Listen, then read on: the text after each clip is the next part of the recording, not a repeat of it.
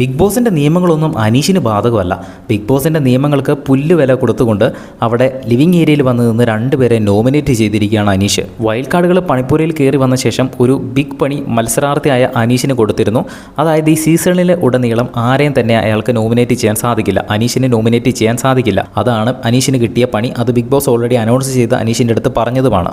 പക്ഷേ ഇവിടെ അനീഷ് എല്ലാവരും നോമിനേറ്റ് ചെയ്ത ശേഷം ലിവിംഗ് ഏരിയയിലെ സെൻറ്ററിൽ വന്ന് നിന്ന് രണ്ടുപേരെ നോമിനേറ്റ് ചെയ്യുന്നുണ്ട്. ഓൾറെഡി കൺഫെഷൻ റൂമിൽ പോയി എനിക്ക് നോമിനേറ്റ് ചെയ്യാൻ സാധിച്ചില്ല, പക്ഷേ എനിക്ക് ജനങ്ങളോട് പറയണം, ഞാൻ രണ്ടുപേര് പുറത്ത് പോകാൻ ആഗ്രഹിക്കുന്നത് ഇവരാണ്, എനിക്കിത് ഓപ്പൺ നോമിനേഷനായിട്ട് തന്നെ ഞാൻ പറയും, ഞാൻ അങ്ങനെ പേടിച്ച് കൺഫെഷൻ റൂമിൽ പോയി നിന്നും പറയത്തില്ല. ഞാൻ നോമിനേറ്റ് ചെയ്യാൻ ആഗ്രഹിക്കുന്ന രണ്ട് വ്യക്തികൾ ഇവരാണ് എന്ന് പറഞ്ഞ് അനുവിൻ്റെയും നെവിൻ്റെയും പേരും പറഞ്ഞ് രണ്ട് പേരുടെയും കാരണങ്ങളും പറയുന്നുണ്ട് അനീഷ്. നെവിൻ്റെ പേര് പറഞ്ഞു കഴിയുമ്പോൾ നെവിൻ അവിടെ കിടന്ന് വിരകുന്നുണ്ട്. നെവിൻ്റെ പേര് പറഞ്ഞു, അയ്യോ ഞാൻ പെട്ടുപോയല്ലോ എന്നൊക്കെ പറഞ്ഞ് അനീഷിനെ കളിയാക്കാൻ വേണ്ടിയിട്ട് അവിടെ കിടന്ന് കുറേ ഷോ കാണിക്കുന്നുണ്ട്. അനീഷ് ഒരുപക്ഷെ ഉദ്ദേശിച്ചത് അനീഷ് പോകാൻ ആഗ്രഹിക്കുന്ന രണ്ട് പേര് ഇവരാണ്.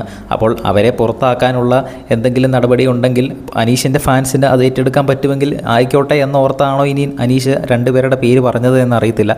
എന്തായാലും സ്ക്രീൻ സ്പേസ് തട്ടിയെടുക്കാൻ പറ്റുന്ന ഒരവസരം പോലും അനീഷ് വിട്ടുകളയുന്നില്ല. ആദ്യ ആഴ്ചയിൽ കണ്ട ഒരു അനീഷിനെ നമ്മൾ വീണ്ടും കണ്ടു തുടങ്ങിയിട്ടുണ്ട്. അനീഷ് ഗെയിമിലേക്ക് തിരിച്ചു വന്നുകൊണ്ടിരിക്കുകയാണ്. എന്തായാലും നമുക്ക് കണ്ടു തന്നെ അറിയാം. ബിഗ് ബോസിൻ്റെ കൂടുതൽ ലൈവ് അപ്ഡേറ്റ്സിനായിട്ട് ചാനൽ സബ്സ്ക്രൈബ് ചെയ്യുക.